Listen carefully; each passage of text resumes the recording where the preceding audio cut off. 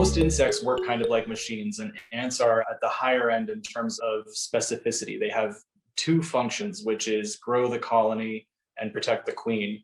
And to grow the colony, all they need is food and water. And so that's why 9 out of 10, you're going to see them in the kitchen. And that's when you're going to see them the most. When they're not building out the colony or protecting and grooming eggs, they're out getting food. It's the only other thing they have to do. They're not like us where they go to nightclubs or go to movies. They come out for food, they go home and take care of home. That's it. So the kitchen is where you're going to see them the most. And in terms of trying to keep them out of the kitchen, number one seems straightforward, is remove as much food as possible. The thing that we don't consider, though, is that ants don't need a lot of food. So if you have a couple of crumbs in the catch tray of your toaster, if there's a couple of pieces of pasta that, got in under the range of your stove, or even you accidentally kicked an old piece of cereal under the stove, these little tidbits can be enough to feed a small colony of ants for a couple of days.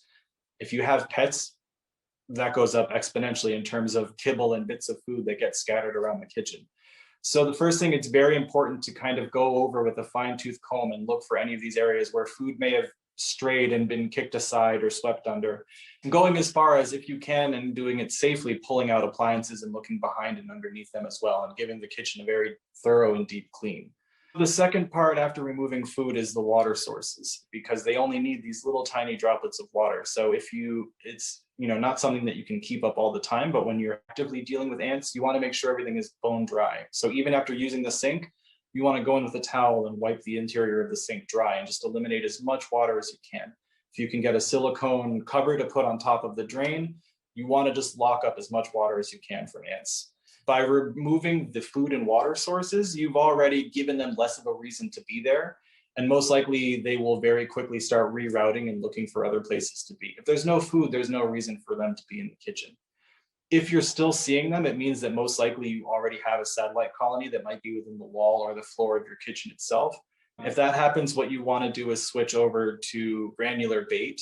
There's stronger stuff that you can get from professionals, but granular bait that you can buy at the store yourself, the over-the-counter bait, is still very effective.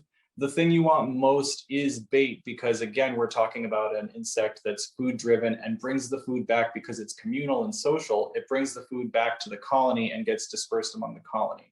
So a singular disc of bait is something that can be brought back and can wipe out an entire season of ants relatively effectively.